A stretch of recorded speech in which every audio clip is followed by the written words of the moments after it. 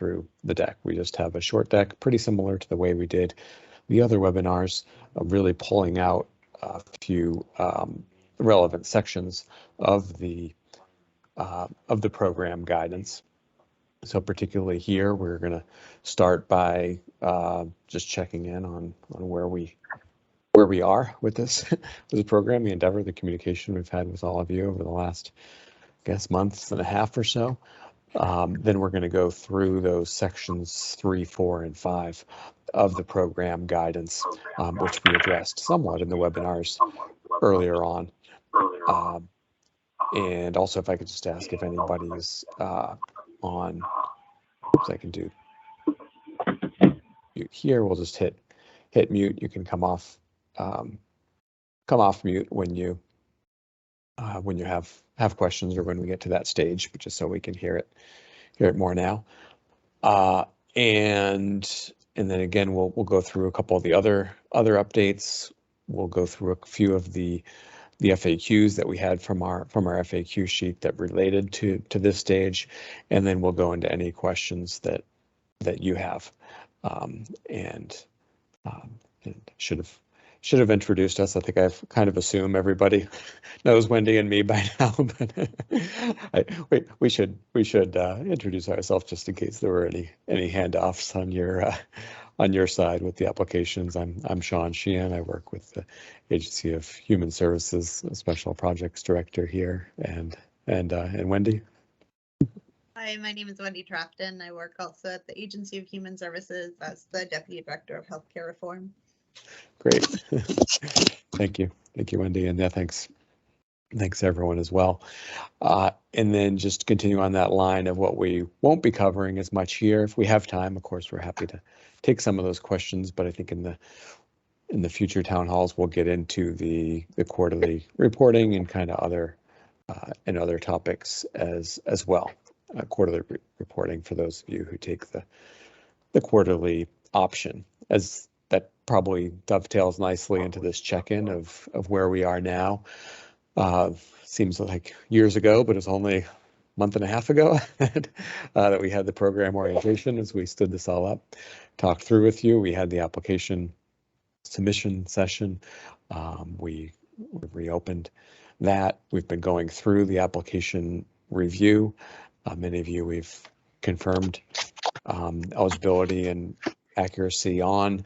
Others we've been reaching out with questions about what's in the spreadsheet with addresses, with information, with the W-9s, other pieces. We really appreciate your prompt responses on that as we get through this, and where we are right now as we get close to July 1st and with the first waves of grant award letters and checks going out. We know everyone's eager to pay the premium pay to employees. And that's the part that we talked somewhat about, how you determine eligible employees. We didn't talk about it as much in the prior sessions because we didn't want to confuse it with how we count employees for the purposes of the full-time equivalence look-back period.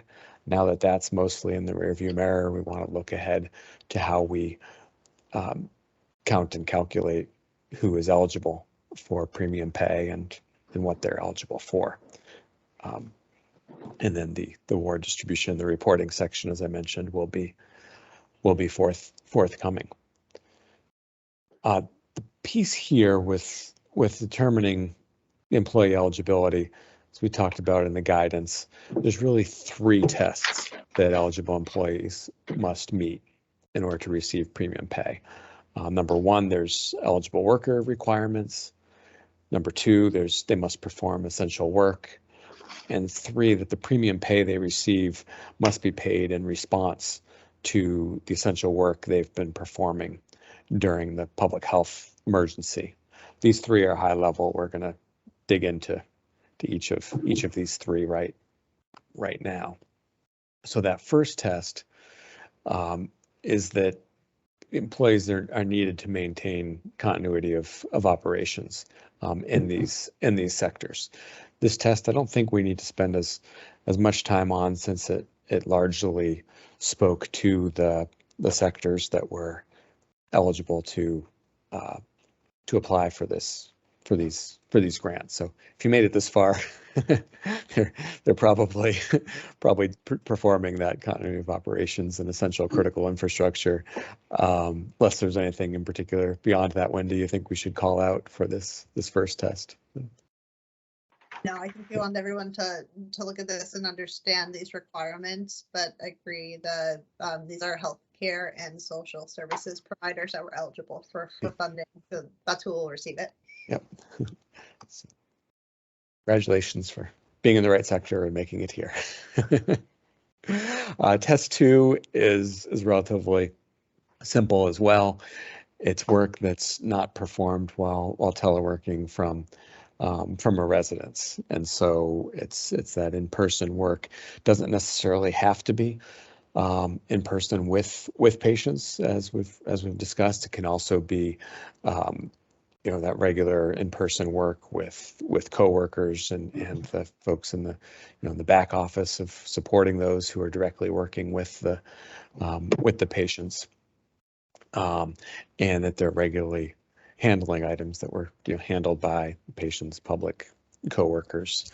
Again, this one I think is these two really are relatively straightforward, and 3 is the one that we'll spend more time on, as 3 is the more nuanced piece and has three subparts to 3.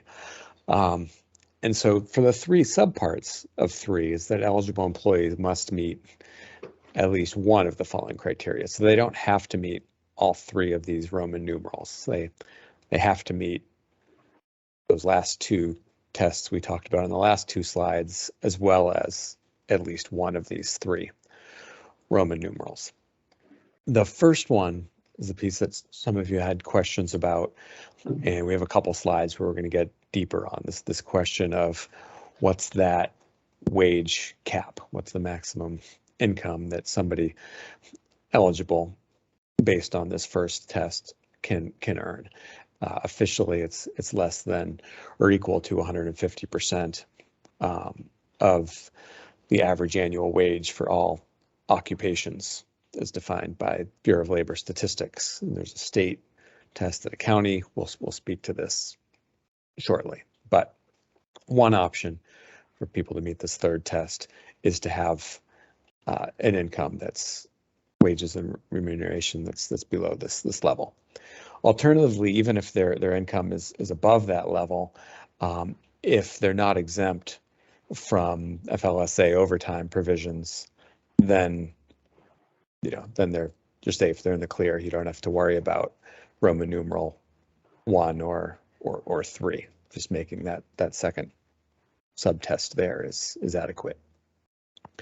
Or third, even if they have that relatively high income above that threshold, and even if they are exempt from the FLSA overtime provisions, they can still get in if they meet one of a set of employee classification criteria that we have in the guidance, and we have on this next slide coming up too, the slide after the income level. So those 2 more complex ones, we'll just do a little bit deeper dive on, that Roman numeral 1 and 3.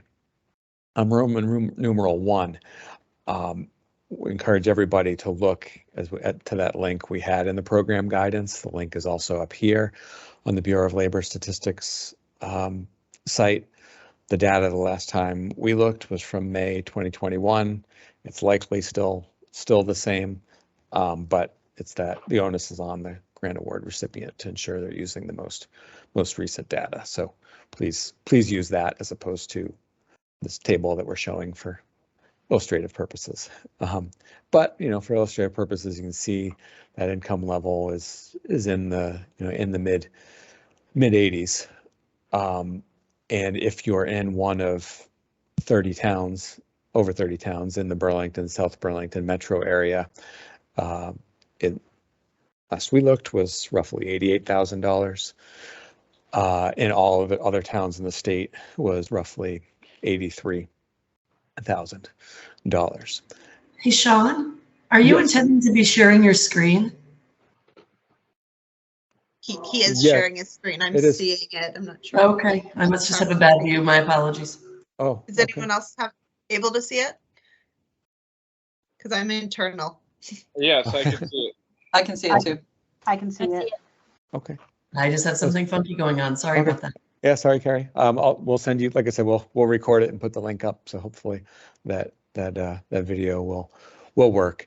I'm also, what I'm showing is just from the program guidance as well, this table. So it's nothing particularly new there, but we will post this video as well.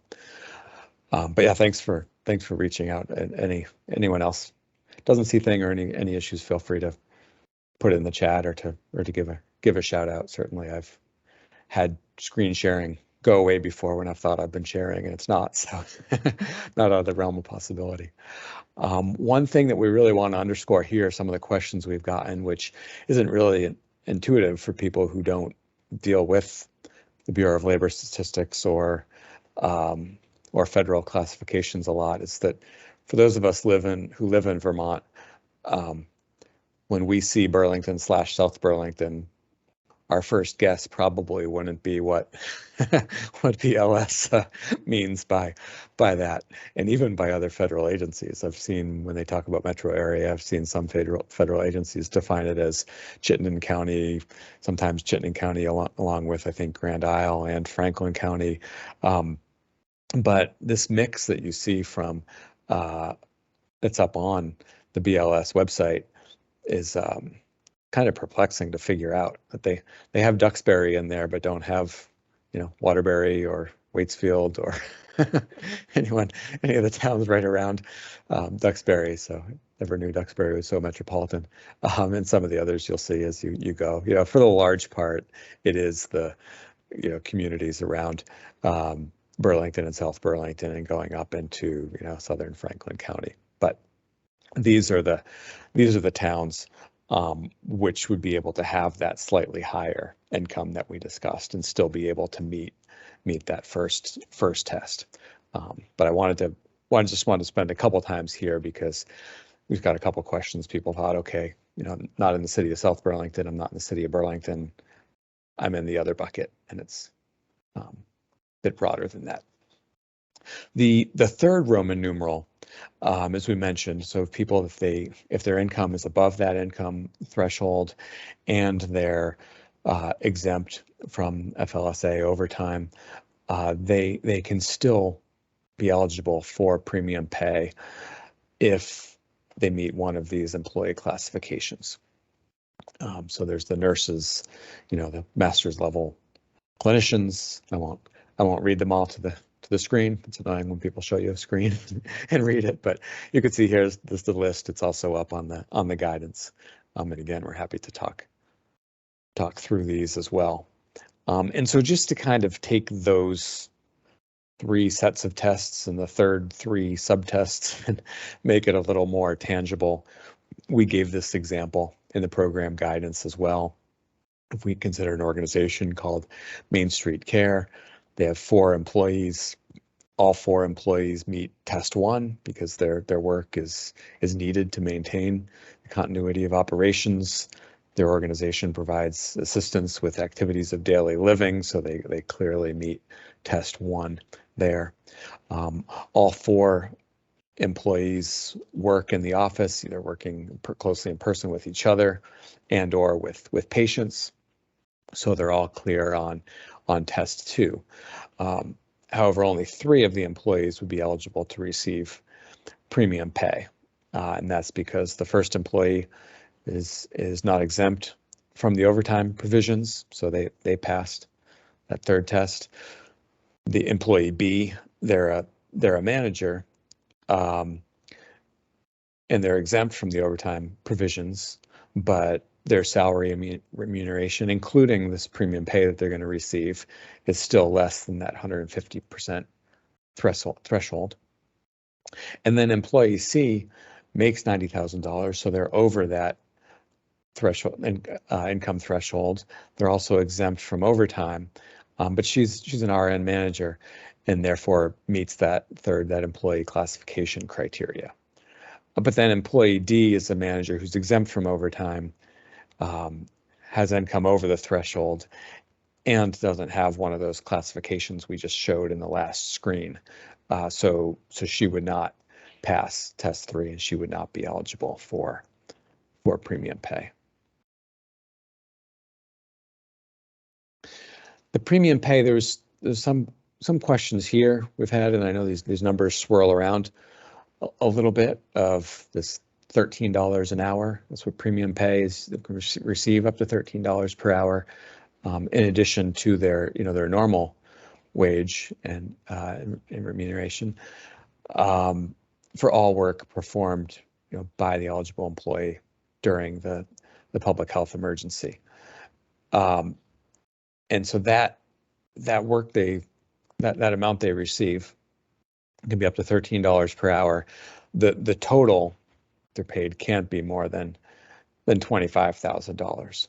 And we've been asked, oh, $25,000. I thought it was $2,000. For this purposes, for all of us who have made it, kind of congratulations, we've made it this far past the application. We can kind of put the $2,000 in the rear view mirror. Believe, correct me if I'm wrong, but for the $2,000 was how we calculate what organizations are eligible for. Once the organizations have that pot of money, they have a lot more discretion about how they want to disperse that premium pay, whether they want to do it bi-weekly, monthly, quarterly, lump sum. There were some restrictions based on if you chose the lump sum versus the payout, the quarterly payout. But there's a lot of discretion there for the employers.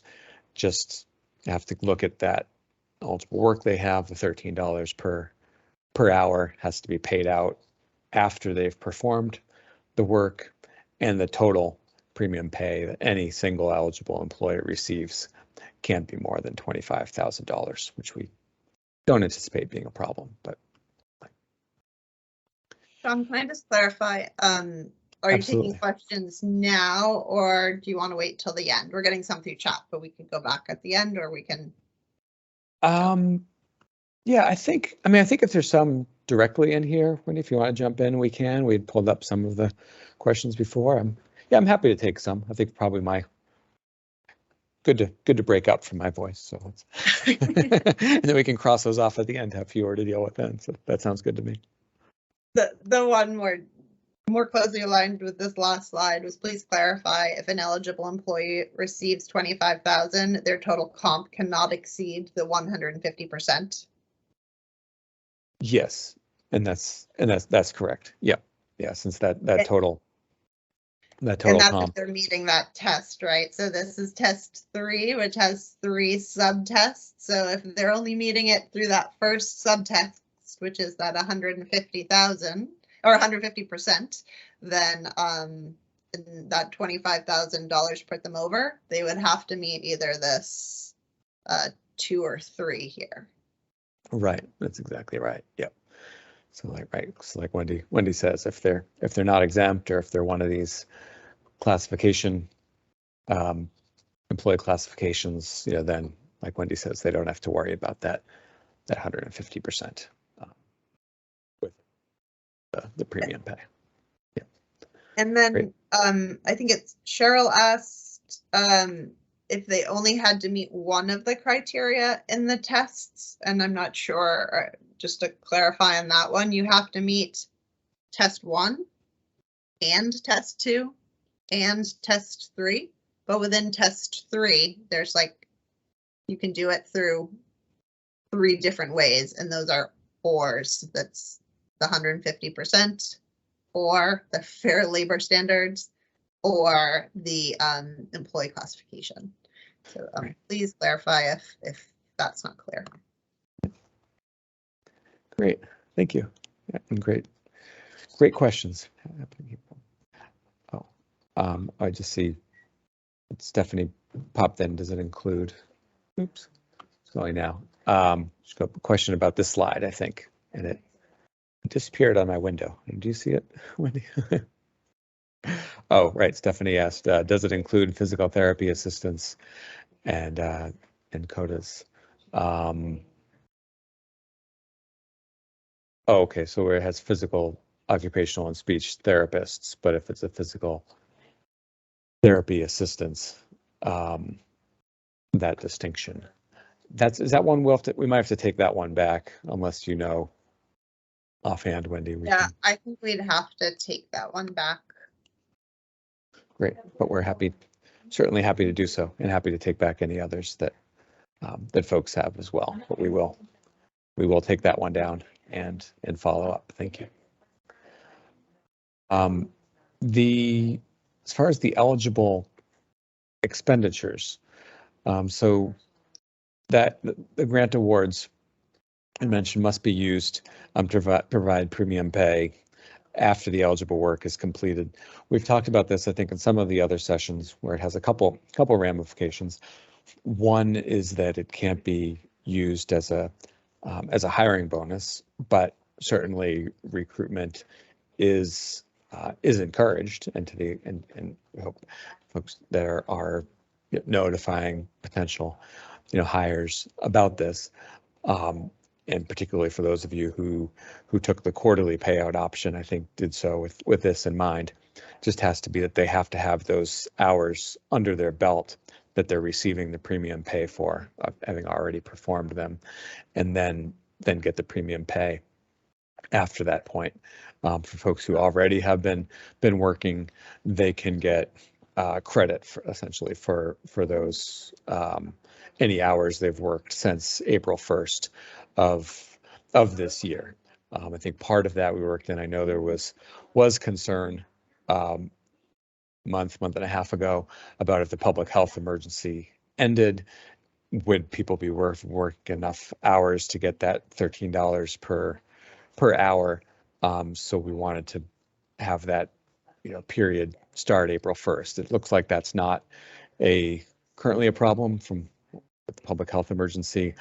Even the CMS one being extended, and the presidential proclamation one that governs our work here and governs your premium pay isn't going to be ending anytime soon. But all the same, you still have those. You can look back for hours performed between April 1st through now, and then for that ongoing payments, through either the end of the public health emergency or June 30th of next year, whichever happens first. And only eligible employees who commit to continuing employment with the eligible employer for at least a calendar quarter are eligible to receive premium pay. And so that's a piece that I think as you collect those attestations, the emails, the other ways of people making that commitment to work at least another quarter is something that must happen before they get this premium pay. Again, we mentioned kind of that distinction between folks who elected to take the grant as either a single lump sum payment or the 4 quarterly payments. For those who chose the single lump sum payment, then you must disperse all of the funds to the eligible employees within 90 days of the receipt of funding, and we'll have a reconciliation report to be completed then. For those who chose the 4 quarterly payments, then you'll have the 12 months to disperse all the funds, and there'll be a quarterly reconciliation report that we'll go over in the subsequent webinar. The other piece is just a flag. Oh, sorry. Go ahead, Wendy. One more to that piece because Yep. we are getting a question around it. I'm sorry, and this was the one actually right before it was around needing to have a commitment to continue employment. We really need you to be making your best efforts to get good faith commitments from employees. There isn't a requirement to return those funds, but there is an expectation that those would be sort of in good faith, that they would be committing to continuing employment.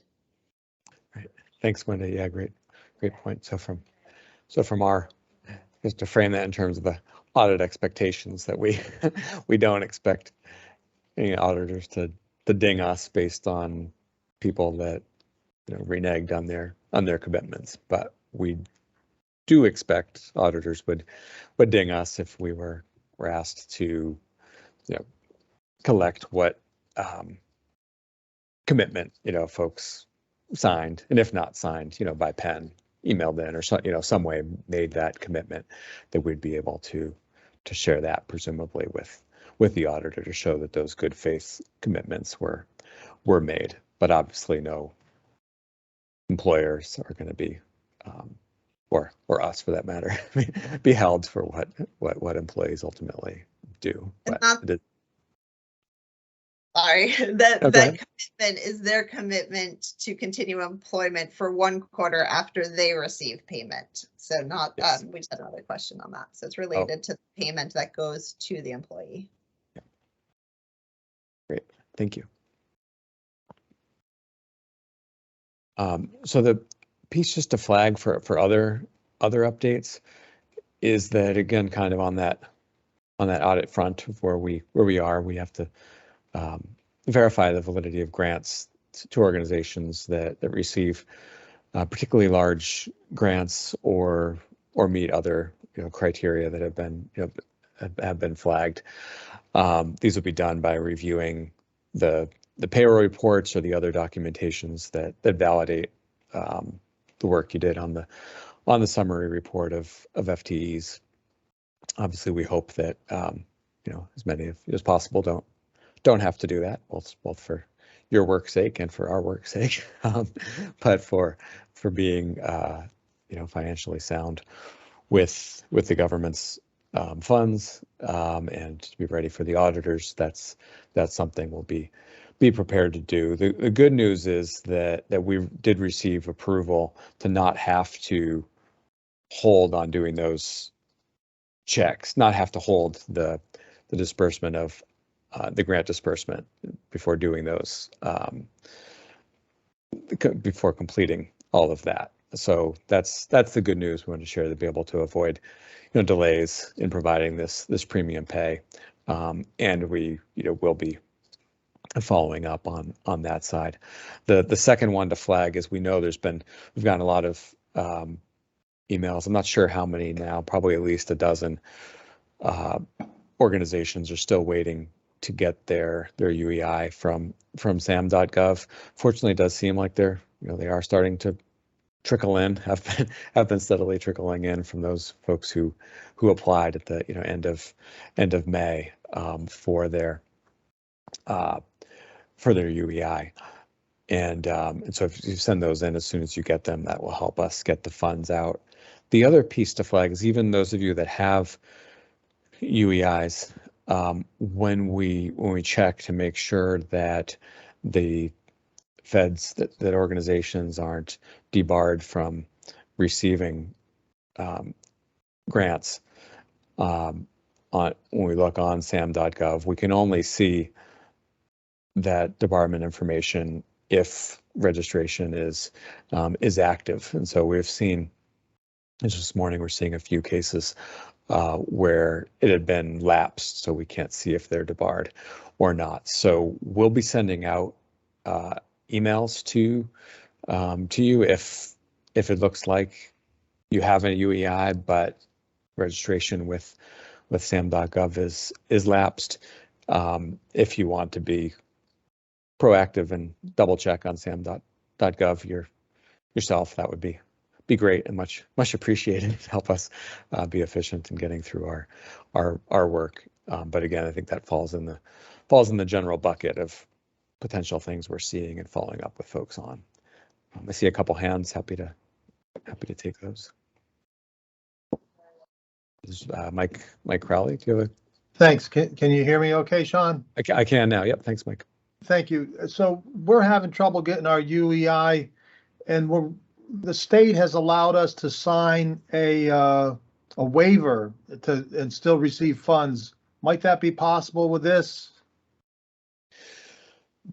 Yeah, we've requested permission for that. We haven't heard back on that side yet. We're hoping for it. Which agency or department did you find that had the waiver or permitted that? Because I'm not sure. I'll have to check back with my administrator, but okay. yeah. All right, yeah, that'd be great if you let us know, because we'll work that angle. Yeah, as we noted, I think I noted in the email the other day too, that is something we had requested permission to be able to sign that waiver, upload that in the in the interim, and so yeah, to the extent that we can point at precedent and what other agencies and departments are doing, that might grease the skids for us. So thanks in Okay, advance thank for you, that. Sean. Absolutely, thank you. Great. So, oops. Oh, I knew I had other questions. Flipped right by it. So these are some questions I think we've probably talked through many of them. If people have other questions, are there any other questions in the queue? I'm happy to take other folks' questions before talking through these, if there are any. I can try to start summarizing the ones that I'm seeing in here. We've gotten a number of questions about different types of employees that might be eligible, particularly around, if you go back to that slide that showed the employee classifications. I'll note some of the questions we got around was like, would an admin staff or a PCA or an LNA. I think when we developed this list, some of those other job classifications we thought would meet the other parts of those tests. So meeting the 150% of the state or local average, the piece that Sheldon mentioned before, which is about approximately 85,000 per year. Or the FLSA requirement. So I think that's one reason you're not seeing them here. So I'd be curious if anyone felt there were sorts of there were job classifications that they were intending to cover that they can't because they provide direct care but aren't on this list. So that's something we would definitely welcome. But this is what we've sought approval for, which will need to do through the Treasury because it is outside the usual allowances of State Fiscal Recovery Fund dollars.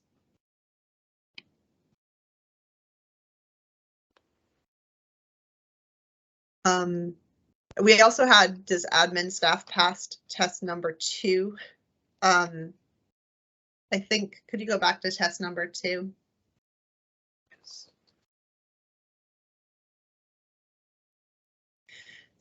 So again, this would be an admin staff who was near other coworkers, came into contact with the public or other coworkers that and are not teleworking from a residence, then yes, those admin staff could pass this test. There's nothing excluding an admin staff. I think we're getting questions around that 150%. If you want to go back to the Sure. that test. And if past bonuses would be included.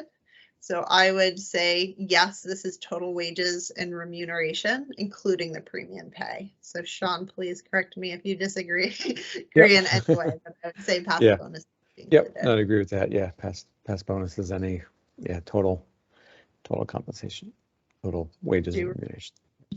But do remember these are or, so if that puts someone over, they may meet one of the other criteria. Right.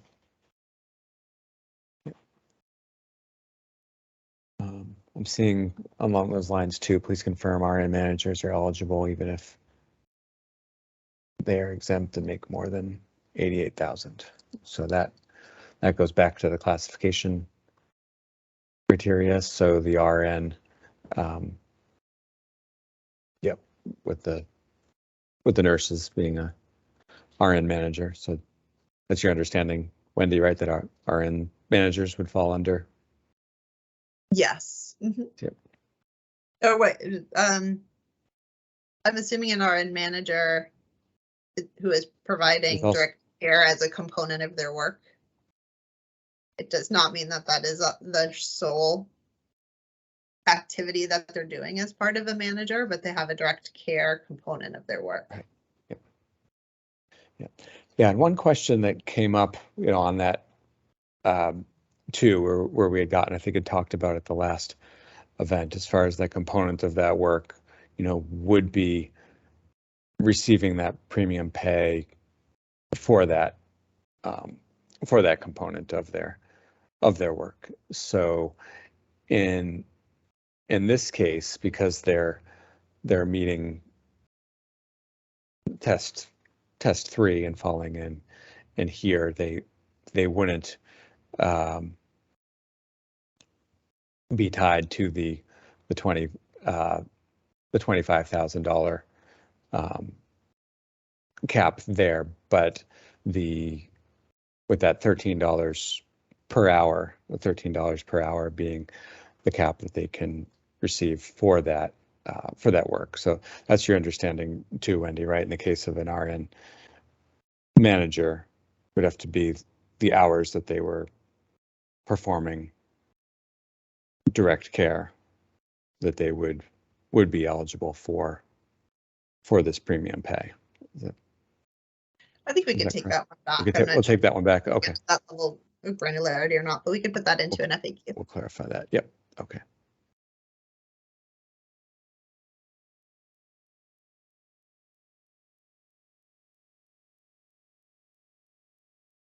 Similar, I'm getting, and I think we said this, but housekeepers and building maintenance staff seem eligible as well. Could you confirm again if they're needing those income and or FLSA requirements, plus they have contact with other coworkers or patients, then yes, they can be eligible. Yeah, absolutely. And I think it's probably obvious and clear to folks here, but we had gotten a number of questions before, is kind of back to the earlier stage, but they're obviously employees of the organization. I know we had gotten some question there about contractors. So I think a lot of organizations contract out to janitorial firms to do their work. That obviously isn't eligible, as they aren't employees of your organization. This might have been in one of the FAQs that you were going to bring up, but this question is about employer taxes. Do those come out of the grant funds, or are they up to the employer to pay? Yep. Yeah, and we did have that here. I think that was one of the questions was can an employer withhold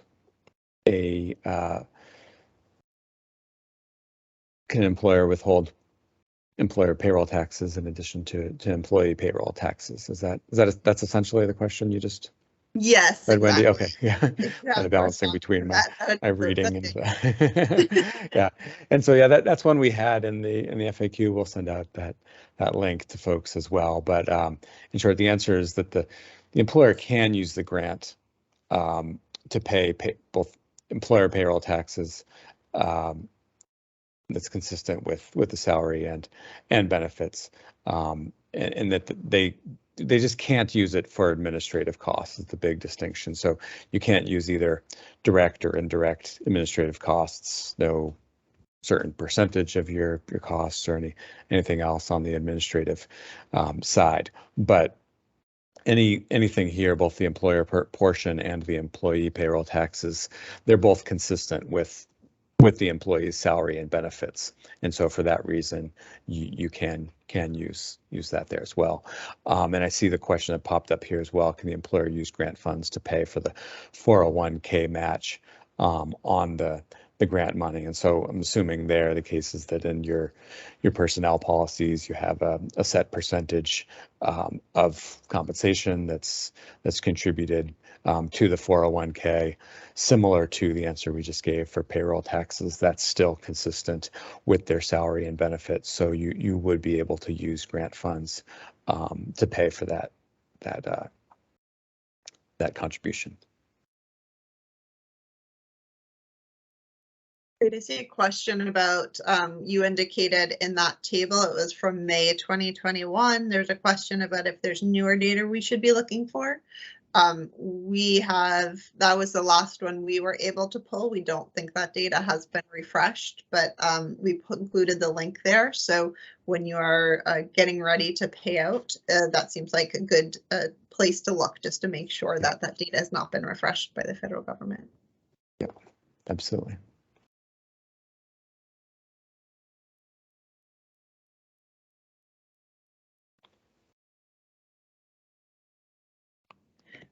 I'm not sure we have an answer. We have one on what time period are we using to calculate total compensation, calendar year or rolling year?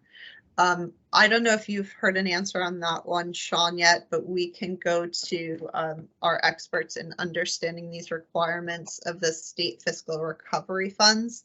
That's where all these requirements are coming from, Treasury guidance and related to that funding source. Yep. Yeah, absolutely. We'll take that one back. Thank you.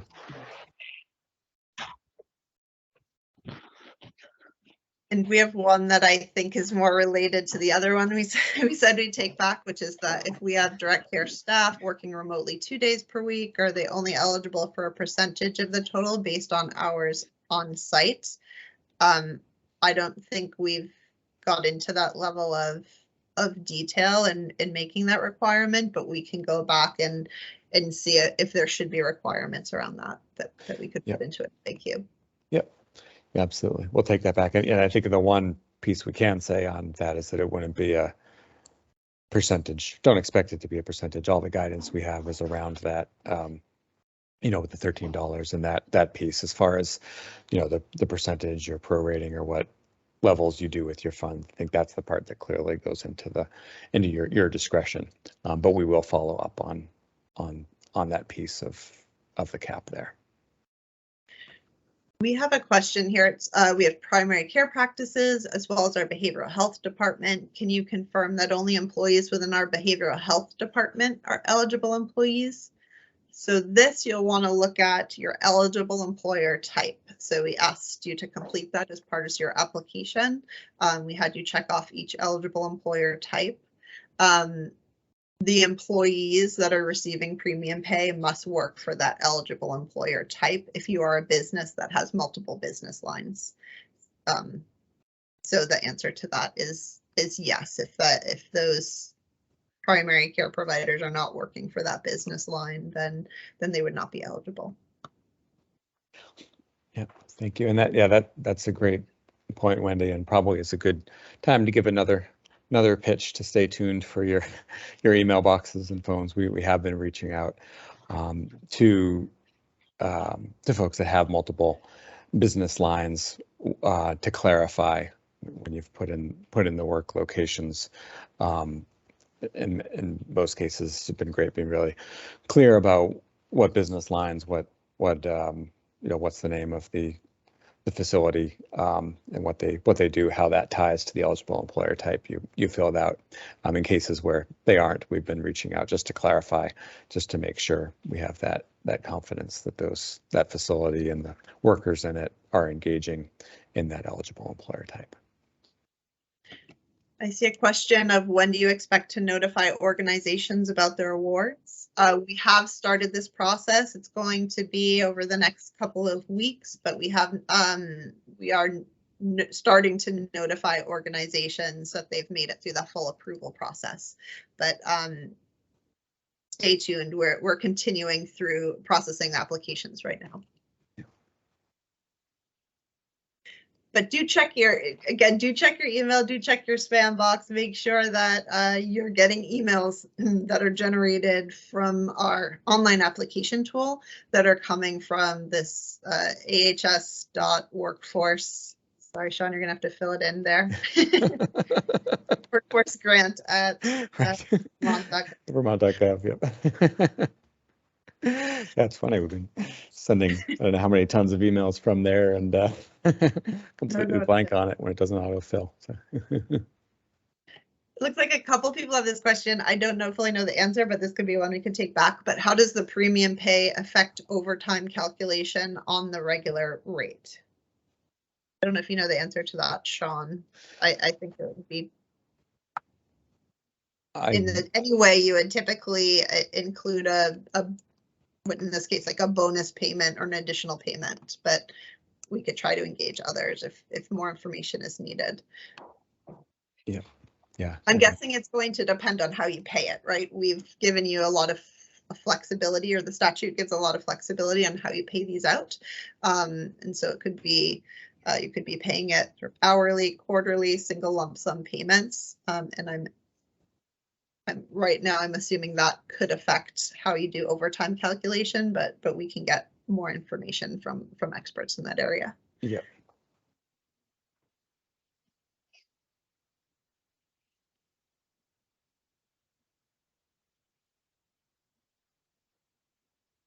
Great. I see another hand. It's not, I can't see whose hand on my, but It's like Jennifer Whedon, do you still have a question? You've already answered it. Thank you. great. Thank you. I did see a question on nursing home administrators being included in that employee classification. So again, all of those positions that you saw in the employee classification are direct care staff. This is one of the allowable uses of the state fiscal recovery funds that we were able to get that approval for. So administrative staff that don't meet those criteria are not something that we could get approval of those use of those funds for. I see a question here from Lynn. May funds be used to pay for LNA training or only directly paid to individual staff? They have to be, funds have to be consistent with the salary and benefits, as we've talked about. So it couldn't go into training costs, is my understanding.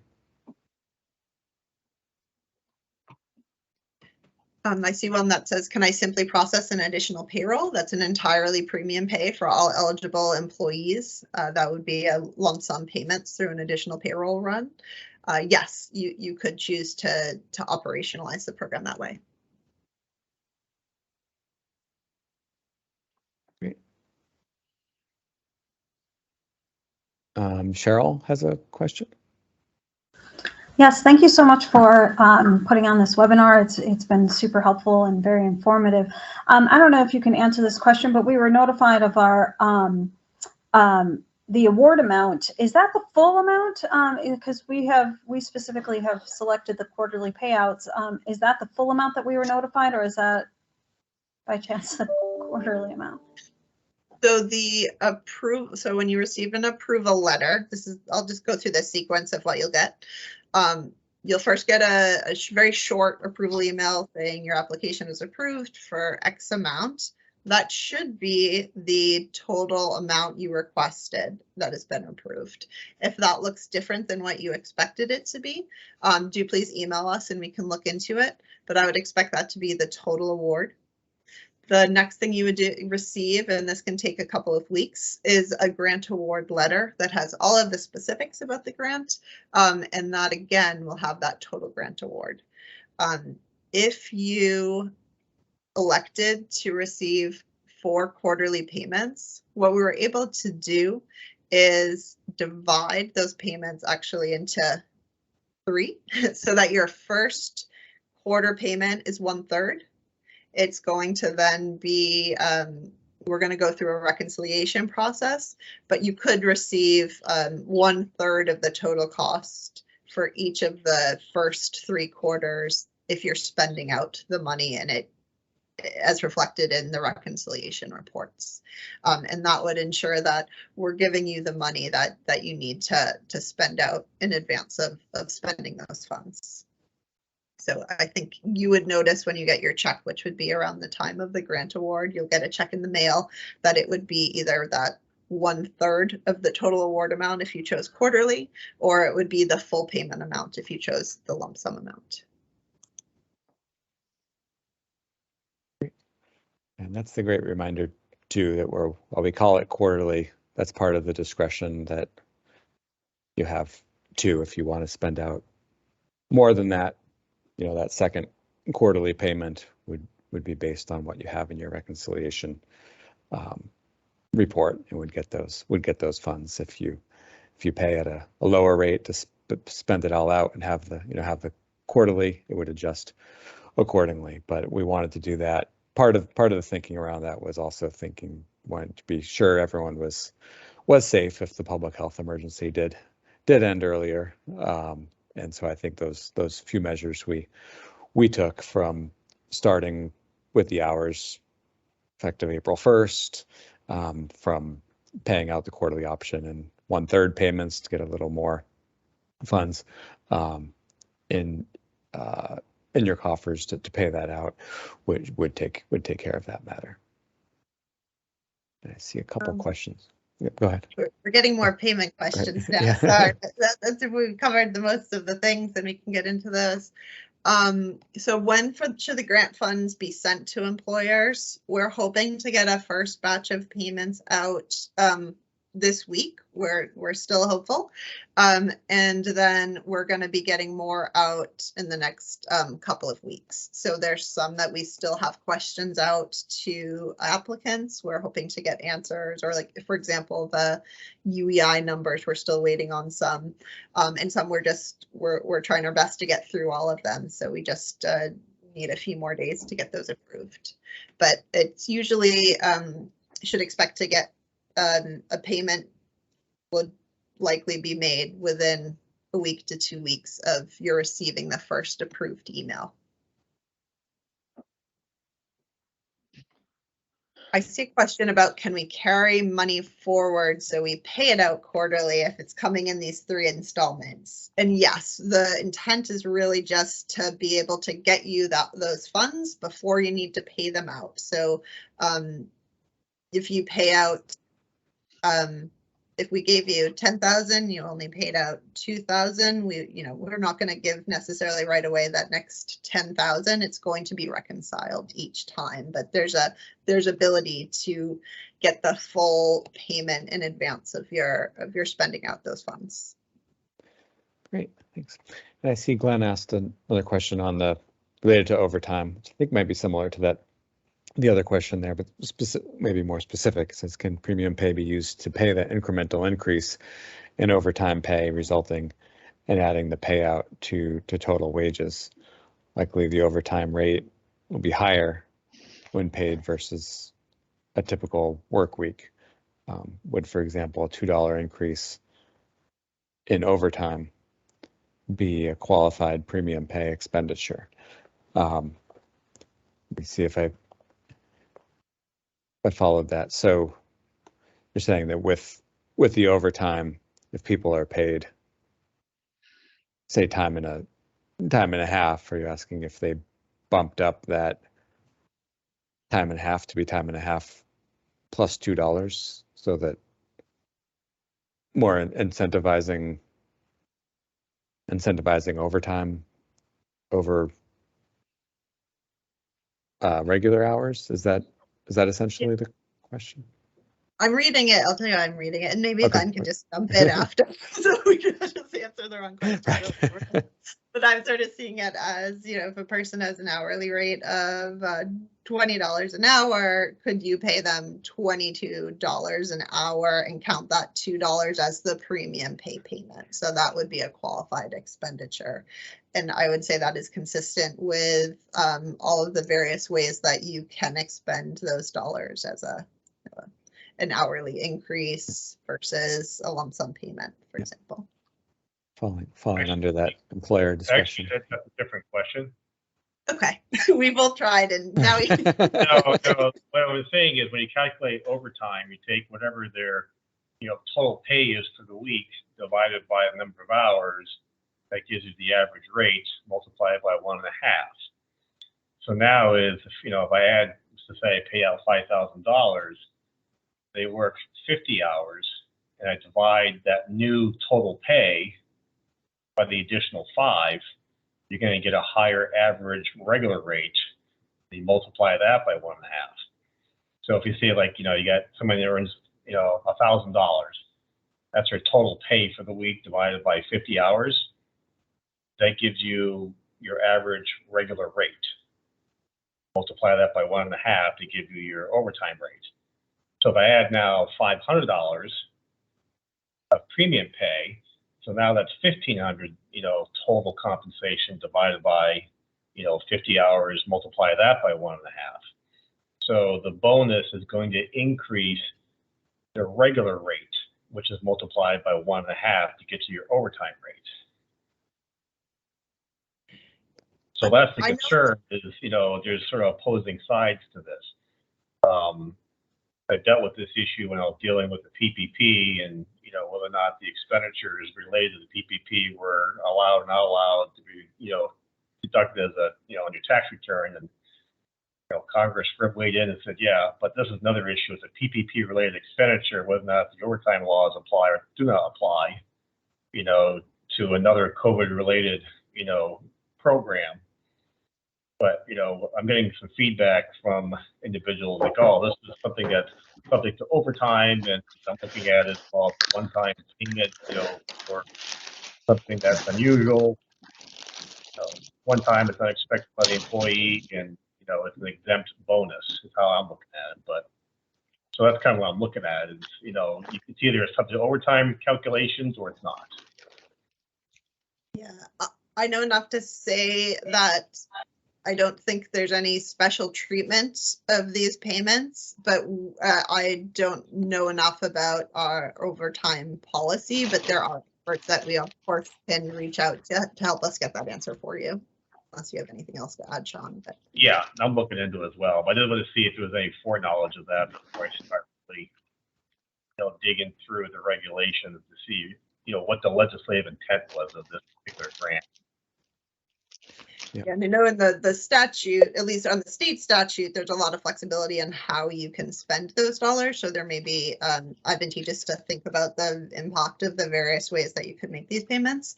But we can make sure that we can and help understand. Yeah, policy. my perspective, if the overtime rate increases by the bonus, I see that, look at that as being just an additional qualified expenditure related program. Thank you. We will get back to you. Okay.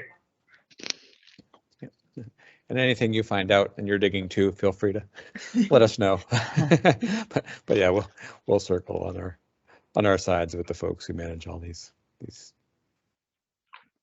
We received a question on an applicant has asked if they could change their payment option from lump sum to quarterly. Please reach out to us right away. If your application has not been approved, we can send it back to you as incomplete to make that change. That's going to be a lot harder to do after it's been approved. So reach out to us today if that is something you want to do. The person who typed that in.